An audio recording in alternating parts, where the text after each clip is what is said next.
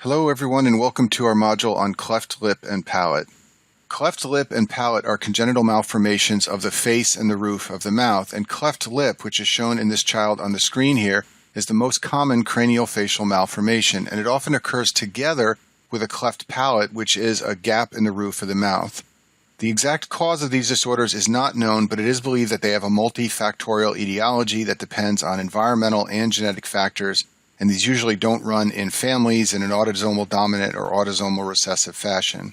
Let's start by talking about cleft lip. Cleft lip is a problem of the primary palate. This is the front of the palate, and therefore it involves the front of the roof of the mouth and the upper lip, as you saw in that child on the last screen. This portion of the palate is formed by fusion of a number of structures. Let's look at my drawing at the bottom of the screen here. So in the embryo, there are these two structures in the middle of what will eventually become the face and the palate that are called nasal prominences. And they fuse to form the philtrum, which is the little bump right above your upper lip.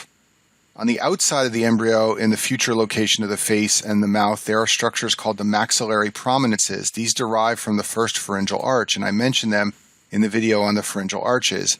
These will fuse with the green nasal prominences shown in my drawing at the bottom to form the primary palate, which is the front of the mouth, and failure of this process is what leads to a cleft lip.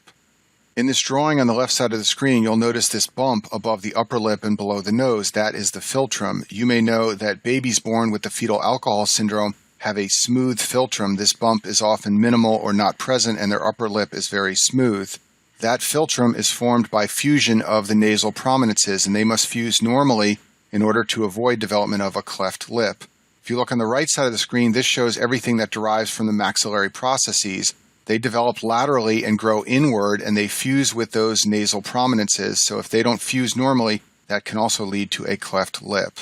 There are many forms of a cleft lip. It can be unilateral and incomplete, or unilateral and complete, or it can even be bilateral and complete.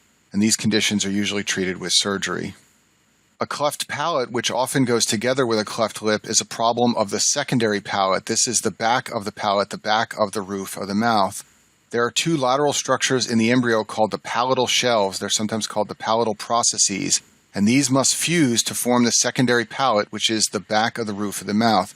And if they do not form normally, this will lead to a cleft palate, as shown in these pictures at the bottom of the screen. And just like there are various forms of cleft lip, there are a number of forms of cleft palate. A cleft palate can be incomplete, as shown in this picture on the left. It may also occur together with unilateral or bilateral cleft lip deformities. And that concludes our module on cleft lip and palate.